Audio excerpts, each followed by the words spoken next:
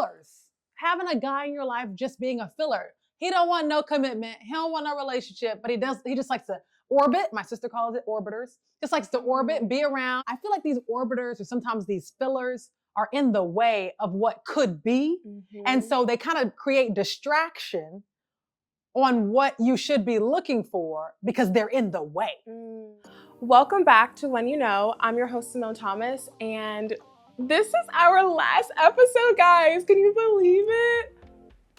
I can't. I truly can't. I've wanted to do this podcast for so long. I love talking about dating and relationships. I could talk about it all day long. Like, I am a Pisces girly through and through. So this is like my thing. And seeing it come to life and having you guys on this journey with me has meant everything to me. I hope you've learned great things from every guest that has come on. I've taken a little bit from each person and I'm gonna use them in my own life. And it's just been a beautiful journey that, yeah, I am super grateful for. Today's guest is no exception. She is, when I say accomplished, so beautiful inside and out, insightful, funny, charismatic. She just has so much going on for herself. We talk about everything from career, self-love, dating, attracting what we deserve, betting on ourselves. Like, we just get into everything. It's a good one. I really think you guys are gonna love this. So let's get into it. Today, I am with a woman who is such an inspiration to me. Her resume speaks for itself. She is truly a gem. She's a 4-time Emmy Award-winning journalist and a TV correspondent for E! News, which is where I met her, and we instantly clicked. It was like magic. Everyone, please welcome Francesca Amiker. Yeah! Simone, thank you so much for having me. Thank you for being here. I'm excited and I'm proud. Stop it. Very proud. Gosh. I remember literally meeting you. And what were we on the other side of E, right? We were on the other side. Where your desk is. I was just wrapping up, ready to go home. Yeah. And then you pop out of nowhere at the end of your day, all angelic and smiley like you are now. And I don't think we've met, but I'm Simone. And I was like, well, I'm Francesca. Yeah. I know you're Francesca. Nice to meet you. Yeah. We do this hug, and then we just chatted for, it felt like hours. It was so, we were just yapping and yapping, but it was so impactful, and it felt meant to be because we just couldn't stop. And I remember you asked and you were like, so what do you do here? And then I started telling you about my job, but just my goals and what I see myself doing. And I just met you, you know what I mean? But I felt so comfortable. You made me feel safe, seen. And then you uplifted me, because I kid you not, Francesca, 2 days or maybe a day before you and I were speaking, I asked God, I was like, please give me a sign. What am I doing with my life? What am I meant to do? And I talked to you and you were like, you should start a podcast. That's right. And I didn't even tell you, which is crazy. And I'm like, she's in my mind. Well, it's because you had so much conversation and you had so much passion and there were so many thoughts in your head. You had so many great ideas. And I felt like they deserve to have a place, a home to live. Yeah. And I think a podcast is much like an Instagram. It's much like a Twitter. It's much like a Facebook. It's literally like an account that you can direct people to, you can direct yourself to reflect back on your past experiences, because you're not going to be at this stage in your life for long. You know, if you feel like you're down and out, Simone, which you should not feel that way at all, but if you still feel like you're in that rut, you will listen to episode 8, season 1 of your show, your podcast, and you will say, wow, I remember her. And you'll never want to forget where you were, because that's what creates the testimony. That's what creates the joy. That's what helps you spread that test to everyone else. Like, I've been in so many low places in my life. So when I met you, it was just, you took me back there, but I was able to quickly bounce and help you bounce with it, because I had been there before, but I knew that you don't live there. When you go to and you be in, when you think about negative things or when you think about frustrations in the workplace, they don't live there for long. Like, they're just tests for you to go through, pass, and then go on to the next thing. You know, you're always entering the storm, in the storm, or out of the storm. And I really, truly felt like you were coming out of the storm. So when you started talking about all of this stuff and these ideas and these wishes and dreams, I was like, girl, I think you were approaching 30. Yeah, I'm 29, 5 months away. I was like, girl, you are brilliant beyond measure. If you don't start a podcast, you're like, well, I don't know. I don't know how to start a podcast. And then what do we do with your phone? We took your phone and then I said, okay, this is the speaker. It was a notes book. It was the notes app, right? I said, press record. Welcome to Simone's podcast. And we did like a couple of sentences, and then we stopped it, and then we played it back, and I said, here's your first file for your podcast. Let's go. Easy. Done. The way you simplified it for me, because and I don't know if you're like this, but I'm trying to unlearn it. I am an overthinker. And I think and I was just, one of my devotionals that I'm doing, it was saying how like overthinking can be to your demise, which we clearly know. But I'm an overthinker to the point where I will be like, no, I can't do it. Or there's so many steps. It's too hard. Ugh, I need to wait until this moment. There's no perfect moment to do anything. So when you were literally like, take your phone, record, make some, fun content with your friends. It doesn't have to be this grandiose thing. And then I was like, she's right. And I feel like if we just approached life with that same mindset, obviously nothing's going to be easy, but it would be a lot more like you could adjust a bit better. Now, I commend you for being an overthinker, because I think that overthinkers like Tyler Perry or Oprah Winfrey, some of my idols in the industry, they are overthinkers and they create amazing products because they don't just jump. They are meticulous with their ideas. They detail things out. They want to make sure there's a plan, a beginning, a middle, an end. And that's how their creations are powerful masterpieces. But how can you create a masterpiece if you don't start something? Period. You have to start something to be able to critique. Yeah. So if it's just constantly in your head, it does nothing for anybody. I go to sleep all the time and come up and wake up, and I've lived these dreams because I have these dreams when I go to sleep, right? Obviously, most people do.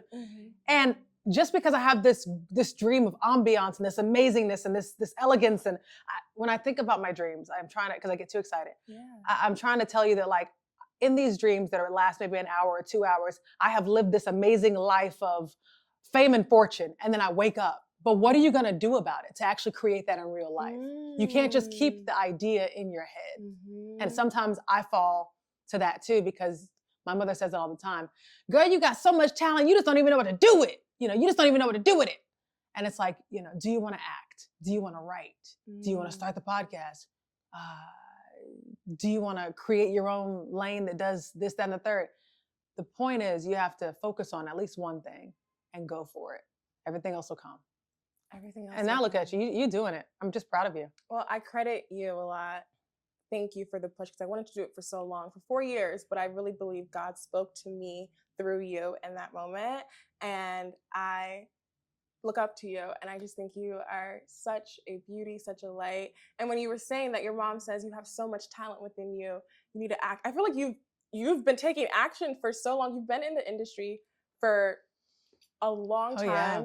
And I think when I hear the word action, I think of what you did when you were at the NBC affiliate in Atlanta. You started the A scene. Oh, yeah. You started that. You were like, there is an industry here. It's the Black Mecca. There's so many just Black people who are successful. Give them their flowers. Oh, yeah. And to see what you did there, and to now be here in LA for like about to reach 3 years in October at my dream job. The dream job.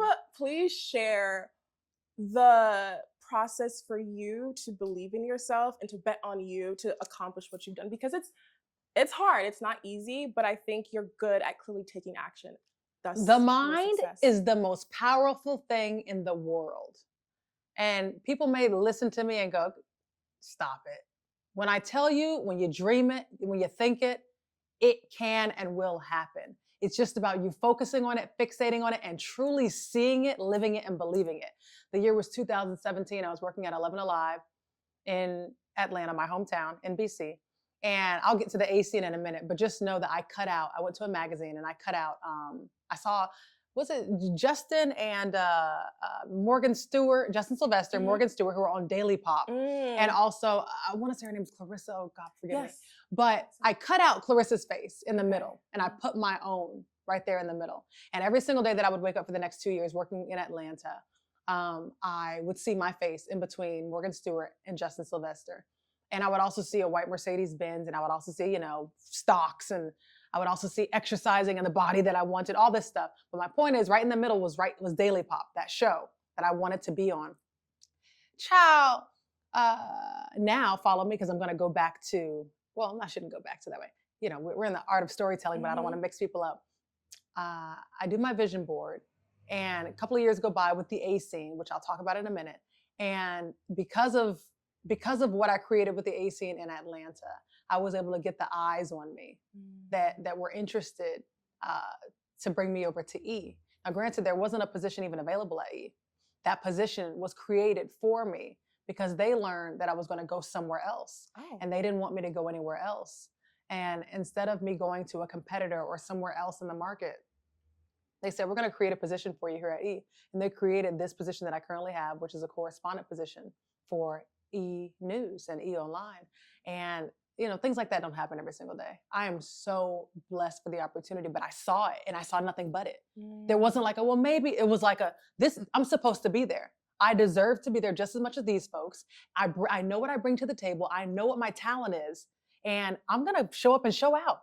And so that's how I got to E. But the A scene all started because I was actually, Simone, I was a news reporter in Lansing, Michigan first for a year. Wow, okay. Bumble, nowhere, right? But I love Lansing. They embraced me. I freaking love Lansing, just FYI. And then I was in Jacksonville, Florida for like 3 years, which is like the murder capital of Florida, unfortunately. I mean, I was at a homicide or a vigil every single night, speaking with a mother or a father who had lost their slain son or their slain daughter.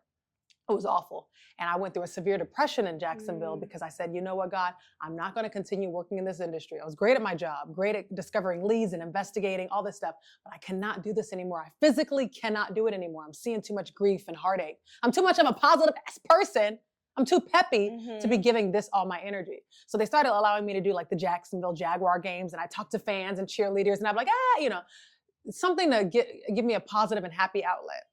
Jump after that, I talked to my agent and I said, listen, I don't mind staying in this industry, but the only way that I'm gonna stay in this industry is if I turn to entertainment. And if I want to, if I can do a little bit more happy things in my life. And he said, say no more. He said, let's look at Atlanta, your hometown. So Atlanta, they at the time, NBC, was looking to pep up their morning show. They wanted someone who was a personality, also a journalist, and someone to add a little sugar to the morning show. Because, you know, local news, people ain't got no personality. Yeah. They're boring. Good morning, everyone. It's 6 a.m. at the cloudy skies. You know. And me, I'm an actress, if you will, and untrained. But I have a big personality. Yes, you so do. for me, I'm like, okay, you want me on the news? I can do that. But they said, you know what? We've never had an entertainment anchor before. We want to give it a go and create this for Francesca so that she can come into the morning show with our anchors, our meteorologists, and our traffic expert. And we want you to be side by side and create this ensemble. Child, I had a ball for 4 years. I was in my hometown, waking up. I was hosting events every single weekend, you know, seeing my old kindergarten teachers at the bar, seeing my old pastor, you know, in the grocery store. It was fantastic. But what Atlanta allowed me to do was create the A scene, the Atlanta scene, you know, like Hollywood scene. And it allowed me to respect and pay homage to people like Tyler Perry, people who run Marvel, all the studios there that never get any attention from Hollywood, because Hollywood reporters are so, and I think in Hollywood in general, we can sometimes be so lazy that we just touch what glimmers and we don't try to unearth anything else. If it's hot, we'll talk about it now. But you can also develop talent. You can also develop people who have not had their stories spoken about. I had interviewed Tyler Perry maybe a dozen times, and people never come to Atlanta to interview that man. So crazy. Yeah. I'd interviewed him so many different times, and I'm so appreciative of the opportunity, but he would have shows coming out and movies coming out. And I made sure that my team, myself and my producer, who would shoot it, we would shoot, edit, write, everything. I won't forget. I had, when Oprah Winfrey came to Atlanta and she was donating $10,000 to the Ron Clark Academy, I was there that night. And I had her do a white balance for me. I had my camera, turned it around. I had the viewfinder. She saw herself. I said, do you mind holding this, Oprah? Yeah. She said, no problem. She held it up. I was by myself. She understands. She was a journalist. She got it. Who else been there? Girl, The Rock. Same thing. He had a movie showing and he came and he surprised the audience. The Rock, do you mind just? Bradley Cooper, same thing. So you get different attention. And what that means is when you get these big names and no one else is in Atlanta covering them, you get these exclusives. And so my price was going up, if you will, because no one else in Atlanta was getting these features. No one else was getting these covers. And that allowed me to really take the A scene to the next level, win Emmys with the A scene. We had an A scene awards show where we were awarding all types of celebrities for, you know, the Ozark, RuPaul Drag Race, Stranger Things, all of these things that filmed right here in Atlanta. So because of that, I knew that I was going to use that to get the attention of E one day. That brings it back to E. I knew that I was going to use that to get the attention of E one day, and I did. And they created the position for E, just like they created the position in Atlanta for me. Wow. God was like, don't worry, you don't have to chase it. You will attract it and they will want it. And it literally was there. And it will be created for you. We have to understand, Simone, that we are encroaching into territory that's never been touched. And I think that I just want young people, middle people, and older people to know that your destiny may not even be, there may not even be a name for it yet. It may not even be created yet. The other day I was looking at Law Roach's profile, and he is the first ever style architect, I believe is his name. He created that. Okay. What I'm saying is sometimes what you want to be or what you're going to be are not even created yet. You have to carve away. You have to carve away and figure out what it is that you're going to present to the world, what your purpose is to the world, and you create the name for it. I no longer let man determine my yeses or nos. Period. You know, like right now with E, things are just up and down for me. Yeah. I don't know what's going on. I do assignments every now and then. Okay. And I'm full-time, but I wish that I could have more. And I went from wishing that I would get more assignments and wishing for more and more. But now I go, you know what? I give it to God. If he wants me to transition or pivot or have more within this company or elsewhere, he's going to do it. So sometimes you have to throw your worry, bottle it up, toss it out the window and say, God got me. Yeah, that's where I am. And I think your past clearly indicates that you will be okay. Oh, yeah. You never had to run and force anything. It happened because I always love to say, luck is when preparation meets opportunity. You prepared, you did the work, and that opportunity came to find you. So I want to know, what is your advice to people to manifest that future that they want? Obviously we can dream it, but the action steps to take it, whether it's in careers, love, friendships, just the future for you, because it's hard, but it's possible. Like you said, the mind is a powerful thing. Oh my gosh. That's why, going back to your last sentence, the mind is a powerful thing. Do not dream it up. Do not try to manifest it. Do not try to think that you deserve it until you are ready for it to happen. These things are so powerful. These fingers of mine, this mind is so powerful. There was a moment in my career at E, I think it was just last year, 2023, probably one of the hardest and most depressing up and down year of my life. I intentionally didn't manifest anything. I didn't dream anything. I didn't think anything because I knew how powerful this is. And when you dream it, believe it, it happens. It comes to fruition. And sometimes it's okay to be still and just let life happen. I was always one of those people who I planned out everything, from high school, Miss freshman year, Miss sophomore year, Miss junior year, Miss senior year, Miss prom queen, president of my SGA class every single year. I always planned things. I always knew the next step. President of my sorority, Delta Sigma Theta, da-da-da. For the first time in my 30s, I say, you know what? God, what you gonna do? Go ahead. I'm gonna let you have that. You get tired of trying to create a life. How can I put this? Sometimes it's okay to just see where your journey takes you and to be calm and to sit and to let life happen. I didn't say to do that forever, but sometimes, like for the first time in my life, I feel like a seagull. And I'm just kind of, how seagulls, you watch them in the air above the ocean and they just be tossing side to side. I feel like I'm doing that. I'm enjoying going to these events out here. I'm enjoying going to dinners. I'm enjoying winking at a man. Oh. You know what I'm saying? Or 5. Okay. 5. Yes, 5. Roster. Girl, team, what's up? I'm enjoying just kind of like being this angelic 26-year-old. That's what I'm enjoying right now because I feel like I was always planning and never like truly looking at life and saying, oh, okay, there's just so much. I was always so focused. Anyway, so that goes back to your last sentence. But your question was how to put those manifestations and make them come about. My thing is, I'm going to use you as an example, Simone. You have a dream. Start small, but you got to start.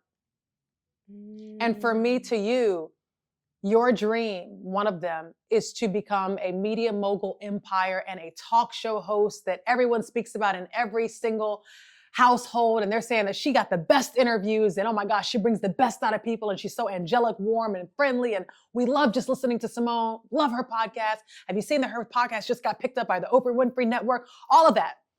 But what did you do first? Start. We're in it. For the 8th time. Yeah. We're in the manifestation of your dreams, Simone. And I urge people at the smallest level that they can. This is not small, by the way. You have money, and clearly you got, you got a staff up in here. I see folks behind cameras. Shout out to Nicole and Alexis. Yeah. You got a budget. But some people who literally just have a phone, have that phone, open that notepad. What's up, y'all? This is Rebecca Willis, and I ain't got no money, but I'm starting my podcast. So if you want to listen to Brokes R Us, let's go. For the next 20 minutes, we're going to be talking to me and my girlfriend, Shantae. Yeah, she's telling me about her guy who she dealing with. Okay, go ahead, girl. Yeah, girl. Da-da-da. What I'm saying is that we can be great at all levels, and it only takes that one yes from someone to give you the opportunity of a lifetime and help your manifestation blow up. And I credit my mentor, Tyler Perry, on this one. He says it all the time. I can receive 1,000 no's, but all I need is one yes. And you already have one yes. Ooh. And you're pointing to him when you ask for that one. So all you need is one yes. And sometimes now in 2024, I feel like you don't necessarily need that yes from man. You just need that yes from self.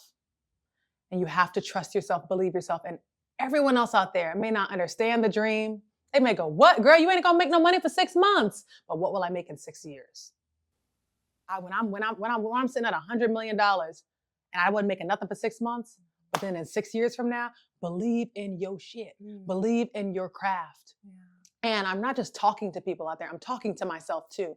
I'm at a point, and we've discussed this over chips. We've discussed this over food and drinks. Yes. I'm still trying to find my purpose and myself. I'm repivoting in my life. It's almost like a rebranding, if you will. And I love that for me because I always thought that I was just going to be at an entertainment channel for 20 plus years. # Ryan Seacrest, boom. But there are so many different levels to someone who is so talented, such as yourself and myself. And you don't just do one career anymore. You know, it's not just, your career can be being Simone. What is Simone? She has so many different facets. She's so dynamic. Yeah, she has a podcast. She also has a hair care line as well.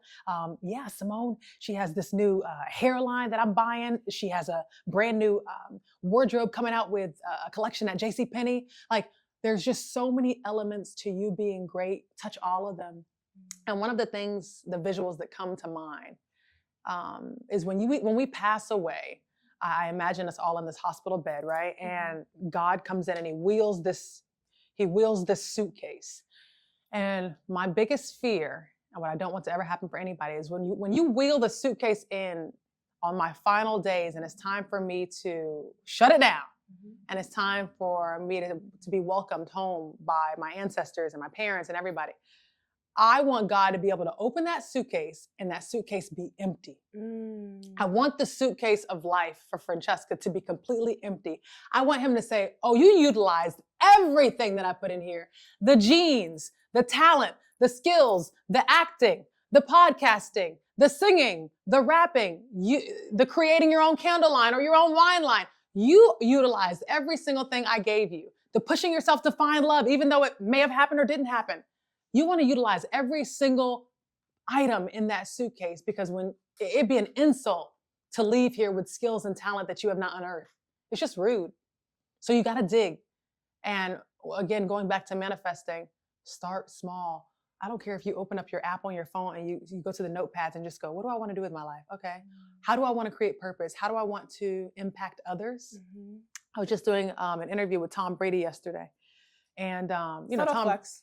Slight flex. I interview everybody in the world. Everybody. With Tom Brady. And, he's talking, and Tom Brady, I admire. I've interviewed him several times. And the beautiful thing about my job with Tom is I don't care about sports. I don't do sports. I don't talk sports, none of that stuff. Okay. I don't understand that stuff. Same. I just see attractive buttons just running. That's all I care about. Balls flying.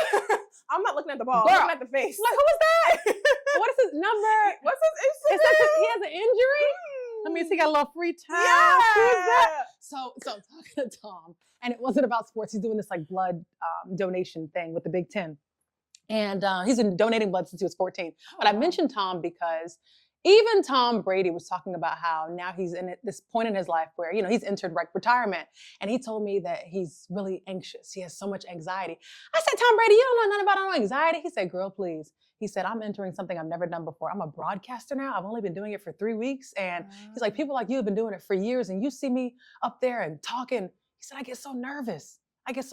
And people expect so much out of me and expect me to just know how to do every single thing in my life. He said, no, I crafted football, and I would even be nervous, going into those Super Bowls. But he said, now I'm pivoting, I'm redirecting, and I'm trying to find different ways to impact people and inspire people, which is why I'm telling you my story. So the fact that Tom Brady, he's in his 40s, right? He's in his 40s, Yeah. one of the longest running football players, highly acclaimed. And he's telling me that he now realizes that he has to pivot. But while he's pivoting, he wants to make sure that his focus is how am I impacting people and how am I inspiring people? That's how he starts his idea of that's how he starts his vision board. And what ways can I impact and what ways can I inspire? What ways do I want to inspire? What ways do I want to impact people? And allow them to see a different version of me that maybe they can also tap into. He said, with this, I know people see me as a broadcaster, but I want them to also see that there are nerves there. Wow. There's anxiety there. And he said, I constantly want to get critiqued. I constantly want to get, how your agents or your executive producers say, this is what you can improve on. He wants to get critiques. He wants to get that positive reinforcement. But what I'm saying is that even the biggest of the best, the GOATs, they go back and they look at their footage.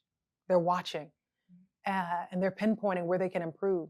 So when you are creating that manifestation, and you got to see it, you got to believe it. I'll just go crazy. If you manifest yourself working with, and it's not really crazy because it could happen. And I'll use myself as an example. If I see myself working with Issa Rae one day and Michael B. Jordan on a project, I need to make sure I'm following them on Instagram first. I need to make sure I do a little research with them. What type of projects does Issa Rae, what type of projects inspire her? What does she pick up? Why did she pivot from Insecure, and why does she refuse to go back? What inspires her? What gets her going? Michael B. Jordan, what projects make him tick? What challenges him? That way you start to get into the mindset. So now you're slowly but surely getting in alignment with what you want to do, who you want to work with, who you want to be next to, what circles you want to be. Because if you don't know nothing about these people, if you don't know nothing about the process, the challenges, what inspires them, how the hell do you expect to even manage when you have the opportunity? What was that phrase you just mentioned a few minutes ago when you talked about preparation and opportunity? Luck is when preparation meets opportunity. Exactly. If you're not prepared to be in the same room as Oprah Winfrey and talk about her latest foundation and her latest campaign, if you're not prepared to be in front of Tom Brady and know exactly why he pivoted to broadcast, if you're not prepared to pitch your 6-episode series to Tyler Perry so that it can be picked up, if you're not prepared, then the manifestation will never work because you didn't do the work, you didn't put in the work, you didn't research the work for it to even happen. You see what I'm saying? Yep. So you got to imagine yourself, if you want to align with and I don't want to use celebrities as it, but if you want to align with this hospital and work there, or if you want to align with Google or Goldman Sachs, you have to know the people in charge. You have to know their stories. You have to be able to chum it up. Right? So if Bobby Derrick is the CEO of Goldman Sachs, I better know what school he went to. I better know how many children he has. I better know what his trajectory.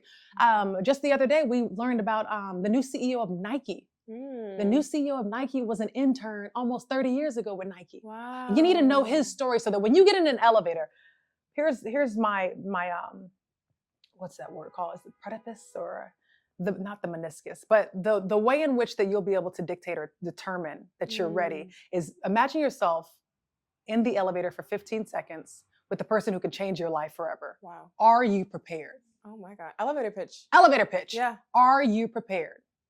So if it's Tyler Perry, and I always use him because again, I just know I can always use him. That's my mentor. He's your mentor. That's my mentor So. in my head. But he does, respects what I do because I'm always prepared. You see what I'm saying? So you just got to imagine yourself.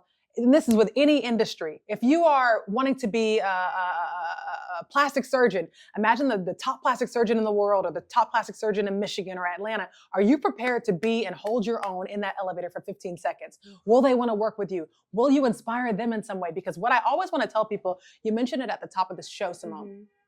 You said, you inspire me so much. And what I held back on saying until now was that you doing all of this and you making it happen truly inspires me. Really? Because I haven't gotten off my ass to make some of my dreams come true just as easy as you were able to make this come true. And I think it's beautiful, and it was a God nod to me. Remember when I was talking to you that first day? Yeah. And I said, I'm talking to you, but I'm really talking to me too. So I thank you for creating a space like this, because you may not realize it, but to even a veteran in the industry or someone who's approaching being a veteran, a seasoned person in this industry, you have now challenged me to get up off it and to make things work, not feel sorry for yourself, not allow people to just say, this is where you're going to be and this is all we see you as. You didn't pigeonhole yourself. You created, and now you have an entire podcast series. And I hope that the women, men, and I don't say young women or young men, I say everyone, because I believe in pivoting and evolution at every age, even 76 years old. I think that everyone has a chance to restart life the way they always dreamed. And you've done that at your age. So thank you for this. Thank you. I feel like we feed off of each other. Thank you for seeing that in me, and the fact that I inspired you is truly like insane to me. It's not an age thing, and it's not an experience thing. No. You know, you can watch a news article and see an 8-year-old become Mozart, and you're gosh. damn, what am I doing with my life? And why was I sitting there eating crumbs at 8? You know, you watch Olympians and they're super young, like the gymnasts and the track runners. And they're way younger than me, but they inspire me. So you're right. It transcends age. It's not about that. And it's inspiration everywhere. We're downtown LA right now, and there are homeless people on the street, right? And I've walked down here and I've seen homeless people utilizing anything they can to create drums, and they sitting there playing because they know people aren't just gonna give it to them. It goes back to that elevator speech. People aren't just gonna give you something just because you're sitting there. No. You gotta show, I'm putting in work for it. And if someone on the street who is without a home or without opportunity, or they create their own. I mean, I'm just trying to go to every single level. Like, create your own opportunity. Don't let people tell you what you are, who you are, and how much you're gonna get out of life. Or else you're only going to get that small amount. People will cap you, but you know who's never gonna cap you? You know who's never gonna put a cap on your success and your opportunity and what you can amount out of life? The Lord. God. He sees it for us way more than we do, and it's up to us to believe in ourselves, him, and not limit the potential, because there's a lot living in there, and it's up to us to actually like act on it. And I love what you said about planning, because that is very much so me. I see myself in you a lot, because I was very much so a planner. I'm about to be 30 in 5 months. I said by 30, because my mom, she had me at 32, and I was like, I'll have a child at 32. I'll be married by then. Yeah, not happening. Oh, who knows? It's 2 years from now. Francesca. Limitless. You're right. We live in celebrity culture. We've seen celebrities. These folks, in 3 months, they fall in love, and all of a sudden, I know. They're going to the courthouse. Like, J-Lo did what? Again? For the 8th time?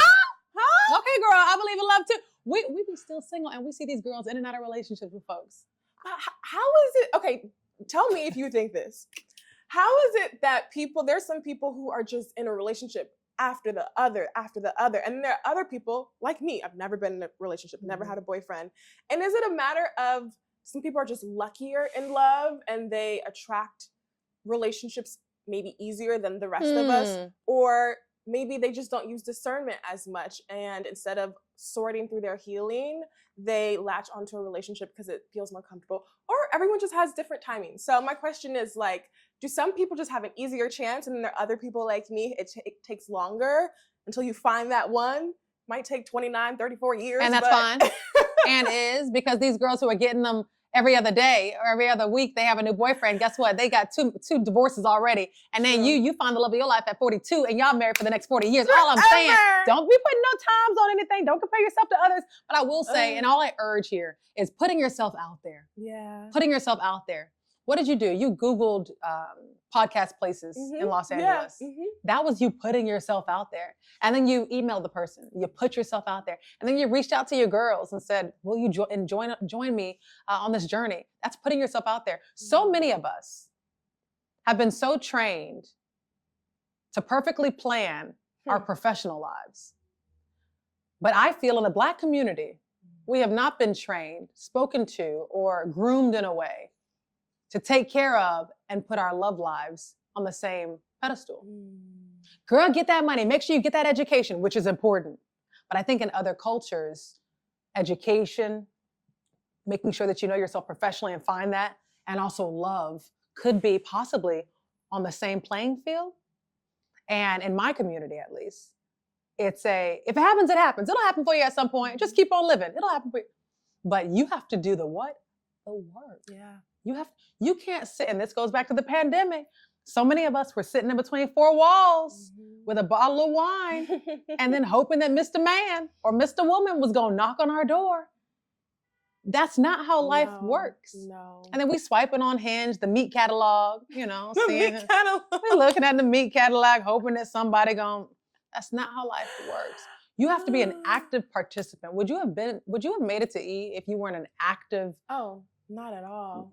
You know? My story with E, I wanted to work at E since I was in college, and I went to like a career fair, I think my sophomore year, like NABJ or SBJ, one of those, and I met a recruiter, and I was like, I'm gonna make it. Never got an internship at E, but ended up being a PA in 2020, and I'm back at E again. So you can't just talk about it and wish it with no intention behind it. So to liking that to dating or your future person, it's the same thing. And you know what? This is my problem. I want to think that I can live in a rom-com, and I believe you can. This is the Pisces in me. Mm-hmm. And I'm like, yeah, I just want to walk down the street or be in a cute little shop or whatever, and we bump into each other, we lock eyes, and it's love at first sight. But why doesn't that happen? But I understand. How often are you dating yourself? How often are you romanticizing your life? Okay, so this is the thing, and we've had this conversation. Yes. I have done a better job about doing solo activities. And one of my goals for this year was I wanted to travel more within California, right? California is so big and there's only a few places that I've been to. But I was like, if I can't travel internationally, I can still travel locally. And I was like, I want to do more solo trips. So I did my first one after my birthday to Ojai by myself. Oh. And me just being me, I was like, oh, who knows, maybe I'll meet a cute little guy while I'm there. It did not happen, but that was not the point. And then a couple months later, I went to Solvang, very adorable. And 2 months ago, I wanted to go to this necklace making class. I was like, I don't know if anybody will want to pay for it, but I'll do it. And it was just so lovely to do things by myself instead of waiting for people. Yeah. And the last time we had lunch, you were like, you should just go to a bar by yourself. And that's the one thing that intimidated me about anything solo oriented, because I don't know, I just felt like a bar by myself feels vulnerable and they'll know that I'm lonely, which that's not the case. And you were just like, it's really not that deep. And you've already created what sitting at a bar by yourself is. In your head, you think it's this lonely ass woman who has no kids and no man and no one wants her, because you have defined what sitting at a bar by yourself means. Yeah. When I think of sitting at a bar, I think of Sex and the City. The world is just, there's so much going on. I'm celebrating my latest contract signing and I just need peace. Let me have this drink. Oh, nice to see you, Maurice. Oh, yes, Roxy, good to see you again. All right. And if someone wants to come over to chat with me, that's fine. But that's my release so that I can people watch, because I'm always in people's faces. All we do is talk to people. So this is my ability to just kind of calm down. I don't see it as me being lonely. That's me time.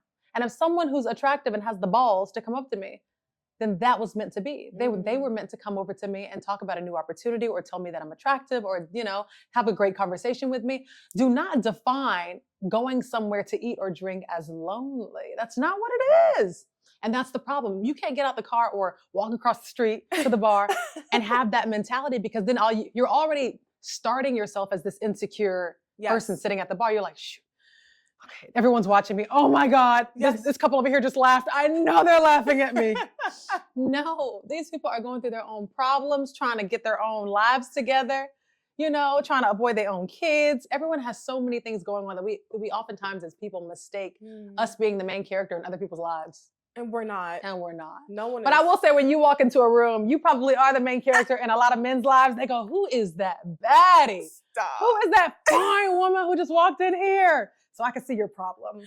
But those who there's nothing wrong with you romanticizing your life, Simone, and romanticizing what will be, not what could be, but what will be, because I'm a strong believer of, just like we talked about manifestation there, when you have the mentality to be ready for Mr. and Mr. to come around, it's just this aura. Like, you see this room, how it's pink and warm and smelling of greatness and just, it's welcoming. You have that aura about you.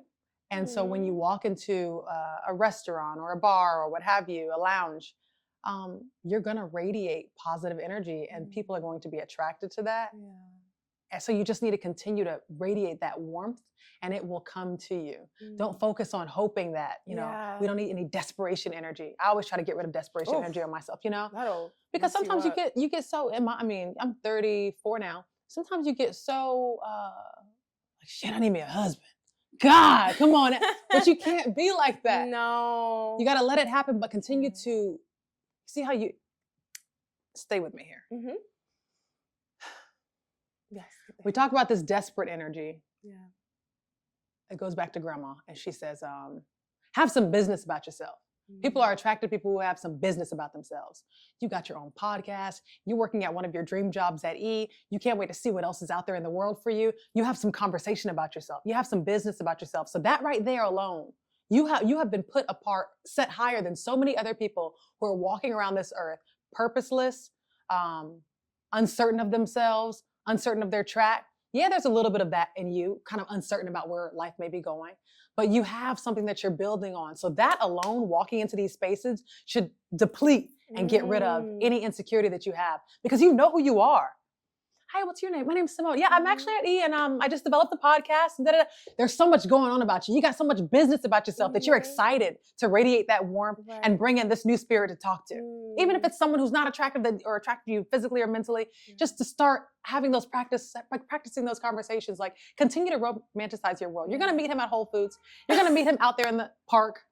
Read in the park. Do things with yourself. Make yourself feel sexy. Don't just use the scrub when you're seeing him. Don't just light the candles when you're seeing him. Don't just play the sexy music when you might be getting ready for a date with him. Do it for me. Because why wait until that person walks in? Who knows when that'll be? Can you imagine? Girl. And I remember I saw this TikTok video. I don't remember the creator's her name, but she said she's married now. She has kids. And she says one of her regrets about being single is, while she was single, all she kept thinking was, oh, my life starts when I'm in a relationship. Ooh. My life starts when I'm married. And she never really enjoyed and embraced her alone time. No. And now that she's married, she has kids. When you have children, it's not about you. You obviously, yes, you should prioritize you as much as you can. But you got to find pockets. It's very limited. Child. Like that child, those kids take up your time. And now that she's in a family, she sees these single people on TikTok and how they romanticize their life. And she's sad because she'll never get that time back. You don't ever get, time waits for nobody. And she can never do that again. And if she could tell herself anything, it would be to not rush that. Don't minimize it. Don't feel like you're behind, because you can't repeat it. And now that she's has a loving family, she obviously loves her kids, but there's something so special about just being with yourself. You see? And when she said that, I was like, oh my goodness, I need to relax. And the thing is, I love my alone time. Calm it down, yeah. But then there are times when you see a cute couple or people are just being cutesy together, and I'm like, oh, when is it gonna be my time? So I actually flip that emotion upside down. So when I see a cute couple or a child and I go, oh, I can't wait. I can't wait for my time. I can't wait for it to be my time. Okay. So instead of me being like, what the freak? When is it? I try to flip it upside down and I go, I cannot wait to be holding my man's hand. He gonna be nice and smelling good and big and thick. And then I'm gonna have my little cute little chocolate baby or whatever it pops out, my little whatever baby. Yeah. And we just gonna be so cute. I can't wait to have my baby in a little carriage and we just look like this boss family. Get excited about it. That's, don't use talking about energy, Simone, continue to use as much positive energy as you can. When you see others who are doing it, or maybe when like a girlfriend of yours gets a promotion and you're like, now how the hell did Emily get a promotion and she ain't been here, but so-and-so, but I've been here. Go, wow, God, I see what you did for Emily. I cannot wait to see what you about to do for me. Because if Emily got this promotion, then I'm about to be the CEO of this thing. I can't wait. It's that energy shift, I'm not saying that it's natural to have those like feelings, of course, but whenever you can identify it or focus on it, whenever you can feel yourself going to like an acute jealousy, because that's a normal emotion. Try to turn it upside down. Try to turn it upside down. That's just God's way of showing you. Look what I'm doing for this couple, or look what I'm doing for this family, or look what I'm doing for this coworker. Girl, I haven't forgot about you yet. Right. You got next. It's coming. And I was just talking to a friend. I forget the book that she referenced, but she said, like, whenever you're in that moment of feeling like, oh, when is it my time? The book said what God has done for others, he's going to do the same and bless you too. Mhm. So stop getting in your head and thinking that you're behind. And speaking of being behind, Mhm. and you mentioned it earlier, there's this concept of being in your 30s. Oh, I'm racing against the biological clock. Oh, I Yeah. gotta find that man. Do you not live with that Oh, mindset? yeah. Yeah, I appreciate you asking me that because Yeah. it's a very vulnerable and transparent question. I mean, absolutely, I think about that from time to time. In fact, I was just with one of my friends who I was giving her shots at, wee hours of the morning, so that she can create eggs and have them harvested out of her, Wow. for freezing of the eggs, that whole process. And it got me thinking, you know what? She kind of normalized that process for me, and that's okay. I rather not be embarrassed of it. And I rather run to the process so that I can protect myself now than be upset with my younger self later. So have you ever woken up and your house is clean and you go, oh, thank goodness for Francesca's yesterday, because if, say for instance, you're drinking and you just feel good and you're cleaning up the house and then you wake up the next day and everything's clean. You go, yes, I did that. And you go, I don't know if you've done it, but I go, Francesca, I'm so happy you did that. But it was yesterday's Francesca.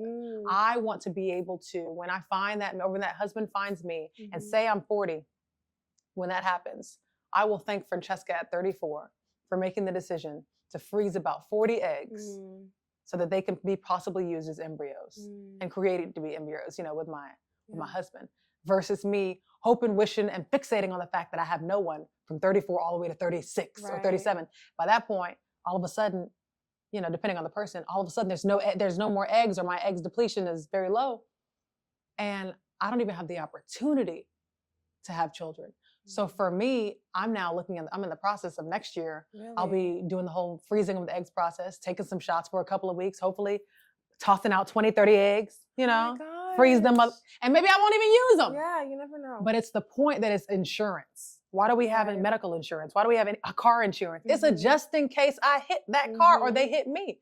And hopefully me and my husband can have sex naturally and that thing just pops out. I got a nice little blessing. But if not, I will be proud of the Francesca at 34 who made the decision to not think about what public has to say and what the outside world has to say about my process. Because these people will have their kid. These people are living their normal lives. Meanwhile, here I am wishing, hoping that I did that back in the day when I didn't. So anyone who's my age or around that age, I think the prime age is like 28, between 28 and 34 to do it. If you can and you have the means, you got some money set aside, or maybe insurance helps you, girl, go ahead and freeze those eggs just in case, because dating isn't getting any easier. Just not. Child, it's two things. One, I just went to the gynecologist and I told her, I was like, so I'm 29. I'm not trying to have a family anytime soon, but the dating pool is quite trash. So I'm trying to be planned and strategic. When do you think it would be optimal for me to start freezing my eggs? And she was like, your eggs are as good as they are today. So I would suggest, you start thinking about it. You're entering into your 30s. So I'll give you all the information. And I guess in my head, that's when I realized, wow, this is something to actually think about and do. So I feel like, one, this is a sign that you're doing it. And when the time comes and I feel right to embark on that, it'll be time. Yeah. But yeah, dating too. My second point is dating is not getting any easier. And I don't know about you, but here in LA, I don't think I even have words anymore to express how I feel. I think just all I can do is sigh. Like, that's the best way. I really want to know what your experience has been in LA. We can wrap up this segment right now, child. We can wrap up this segment right now. I remember how I told you that I'm talking to you but me at the same time? Yeah. I don't put myself out there for dating too fast. Really? I don't. I am now pivoting to be out there more. Okay. But when I first got here, the first 2 years, it was red carpet, seeing the who's who, being at these events and then going home right after. When what I should have been doing was basking at the hotel lobby, at the bar and relaxing and schmoozing and having conversations with people. And I still do that now from time to time.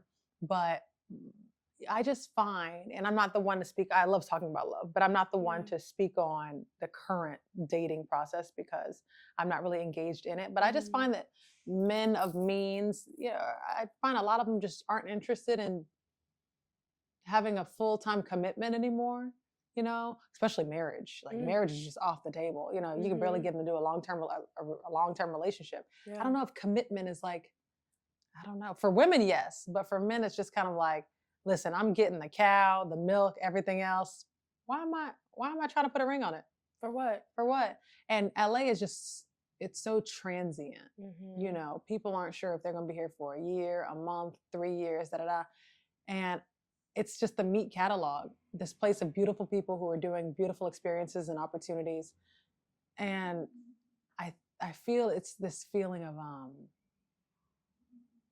trading up, like trading up, like maybe I can get someone better. Yes, there's something better out there. Yeah, like why would I tie this down? Because if I got you, then I can get someone probably a little bit better than this, and then if I get them, I can get something better. So like a game. So I find that I still urge it though. Yeah. I don't want to shit on dating at all. Girl, go out there and be seen. Become the main character, because love is out there. I got parents who have been married for 40 plus years. Wow. Honey, love is out there, and I believe in love. I can't wait to get married. I'm excited. But right now, sometimes you got to realize maybe that's not what God has for me this month. Yeah, yeah. And that's okay with me. Or right now. Yeah. You know, but I'm still hopeful. I'm not gonna call it any names, but girl, it's hard. I ain't got nobody who's acting right now. So no roster. No, none. And okay, so this is my question, because you've been so successful and so immersed in your career, has it's gotten harder to date as a career woman, especially as a Black woman? Oh yeah. Us specifically, disproportionately compared to Black men, have a harder time finding a partner, and Black women compared to other demographics are more likely to want to date within their race. Right. That's me. I definitely want to date a Black man. I definitely want to. But now I'm realizing, especially being a Black woman in Los Angeles in my industry, I am surrounded by white people for the most part in this industry. Of course, you got us trickled everywhere, but for the most part, you know, it's very white. And it's funny because like the white men don't know if we want to date them. So they don't even know, you know, they can't even tell the sign like, oh, I didn't even think she'd go for me, you know? I've had conversations like that. And the Black men, some of them just not really looking for nothing, you know, or there's just not that attraction there. Great people, but there's just not that attraction there. So I just feel so depleted when I talk. Girl, I'm so sorry. No, yeah.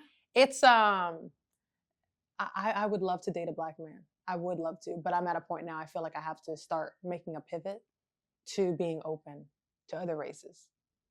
And are you ready to be open? Yeah, I gotta do something different. What's that phrase? Insanity is doing the same thing over and over and expecting different results.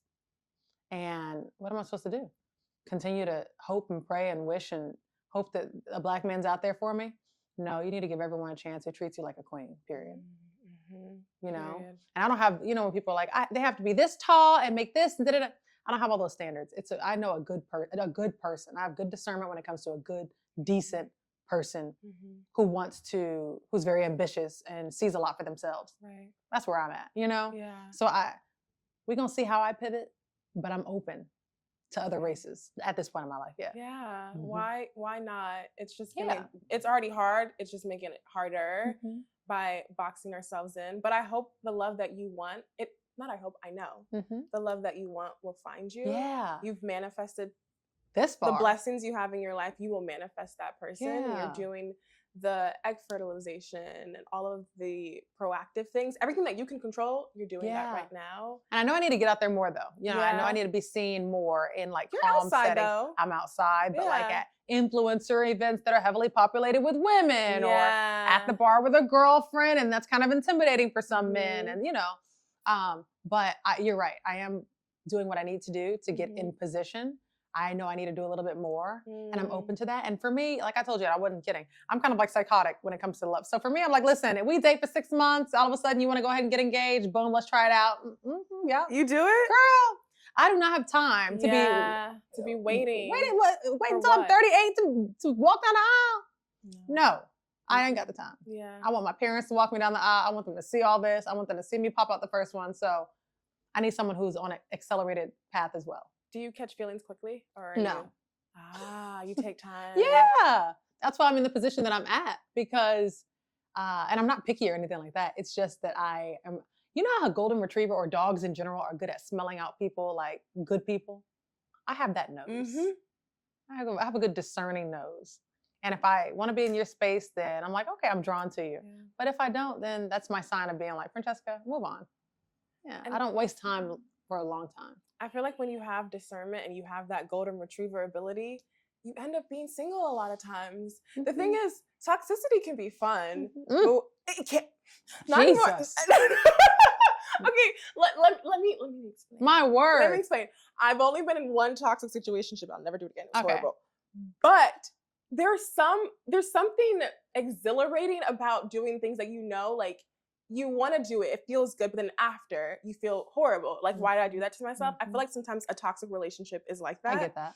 And so, but when you finally have the sense and the wherewithal to excuse yourself from that and heal, when you're on that heal journey and you protect yourself from negative energy, you feel great, but you don't welcome in a lot of foolishness. So it's kind of boring. Yes. And because you're discerning what deserves to be in your life and what doesn't.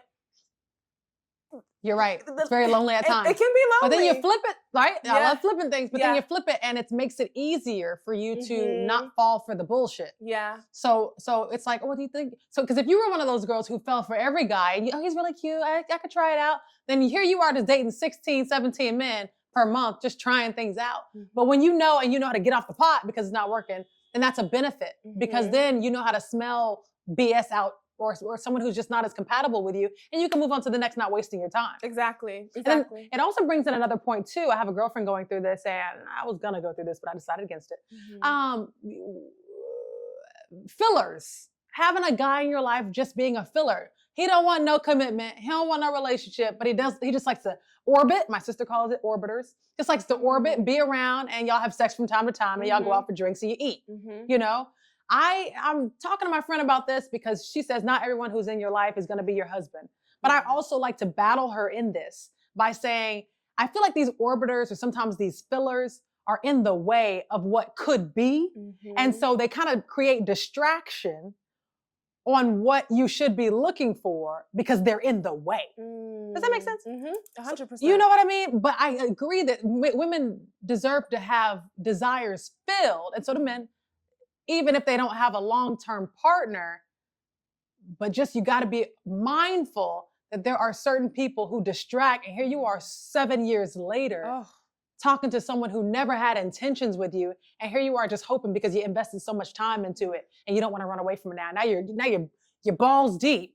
You're deep into this, hoping that this is going to be someone that wants to marry when they told you in the beginning, that's not where I want to go. So I battle with that because you deserve to be wined and dined. And every person that you're going to wine and dine with is not going to be your husband. But I just don't want women to get in the mindset, and men, of wasting their time. Yeah. Don't waste your time with an orbiter or someone who is a filler, a seat filler. Because it can be very comfortable and familiar. And it feels nice to have some company and attention. But like you said, if you let that attention and company continue, you'll look up years later and you don't get that time back. Because if you didn't have that warm body, then you would be more willing to, more inept to go outside, be seen, put your best foot forward. But since you're at home watching Netflix and chill with Tommy, and I'm good. I'm gonna stay in with him. Yeah, girl, this is Emmy's weekend. There's money in the building. There's men to be seen. Be seen and heard. But here you are with Tommy laid up because you're comfortable. These fillers sometimes in the love world, they make us too comfortable and they create distraction. And then here you are, you miss your blessing. But you're, like you said, you know how to sniff stuff out. Yeah. So you're not going to sit there too long. No, you got to know when what does my dad say? Shit or get off the pot. You gotta make sure that you're dealing with people who know. And you have your parents as the best example. I think it's so beautiful. Thank you. What's the biggest thing that they've taught you about being in a healthy relationship? You don't put your hands on nobody. You may raise your voice, but there's always going to be love at the end of the day. My mother leaves the house. My dad leaves the house. They kiss each other. They come back in the house. They kiss each other. They talk they're in the bed. They're having pillow talk. There's that calmness. We are still a team. We are still partners. There was always going to be this foundation of love and respect no matter what. I've never seen my dad do nothing crazy, say nothing crazy, call my mama her name, nothing. Because I married you because you are the love of my life and you are now the mother of my children. And I respect you as a person. Respect is the foundation for any type of relationship. And oftentimes you get with someone, I'm talking about in 2024, these young folks, you get with someone and you get with them because, all right, they look good. I could have sex with them. All right. But the respect has to be there and the friendship has to be there. Because when when you have your friends, you respect them, and that just kind of like that ball just kind of that's intertwined. I feel like now people are getting in these relationships for physical reasons, and that doesn't leave room for there to be this foundation of love and respect and joy just being around each other. So here you are calling this person a B or N-word, da-da-da-da-da-da. Who does that? You don't treat your mama like that because you have foundational trust. You have foundational love. You have foundation of, a foundation that you want to build honesty with that person. You're not supposed to act like that with people that you love. So my parents they've been together 44 plus years. They've been married now 40 plus years. But at the end of the day, it is you two. It is a team. It is not me and your mama. It's not me and your brother. It's you and I and these kids. And this is the unit that you come back to. This is the unit that you respect. And this is the unit that we want to build up and create a life for, and we want to be good role models and great examples. My mother and father, I'll tell you this, my mother was adopted, her mom didn't, God bless the dead, but her mom got with a man who didn't want no more kids. Her mom decided to toss my mom somewhere else. Luckily, my mom was, again, picked up by someone who's extremely godly, Grandma Brown, just passed away 2 months ago. I'm sorry. And thank you. And she raised my mother up in the church. She was a hairdresser and a school teacher, and my mother became a school teacher. My mother was raised with love from an adopted mother, and she never felt adopted a day in her life. My dad left the house at 16. Tumultuous relationship. Mom and dad fighting all the time. Grandma Amiker and Grandpa Amiker fighting all the time. Grandpa and Grandma Amiker started smoking in third grade. Third grade. Wow. Stopped school in fourth grade. Fourth grade? So you got to think, if you're looking at times now, if dad and mom were born in 1950 something, just imagine grandma and grandpa, just imagine them born in like 1930 something. Wow. So you're talking about people who, raised in 1940s, they start smoking at age 12, 13, that's just normal, right? We didn't know what cigarettes, how bad they were.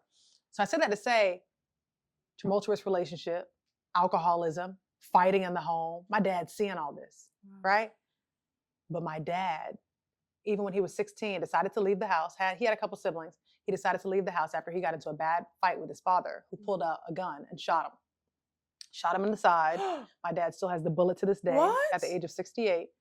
I say this to say, my dad's never raised his voice in a way that would make me feel disrespected and ashamed. My dad has never hit a fly, if that makes sense. He's never bust a grape. So I don't feel bad for people who come from these traumatic experiences, because if my mom can feel abandoned by her mother who tossed her away for a man, and if my dad can be roughed up, damn near killed by his own father, and still have a good relationship, and me seeing granddad until he passed away 20 years ago, if I can still have those relationships, if they can still be the people they are and come together and create the most Huxtable family, then I don't have excuses for no man, no woman. And that's why I'm still the way I am. And that's why I move the way I do, because I don't do excuses. Because if my parents can be in an atmosphere that they were raised in such a bad way, and they come out to only be golden sunshine in the world, then I don't have excuses for someone who doesn't challenge themselves to do the same. Yeah. Period.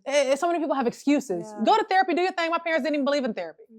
But what I'm saying is, fix yourself, do whatever you got to do. But for you it's because of how I was raised. No, my dad didn't use it as an excuse, and I won't let you. You can't blame it on that. You have to cut those generational curses, and they did that. Yeah, you are beyond the situation that you were born into. You are beyond the situation that you're born into. Oh my gosh.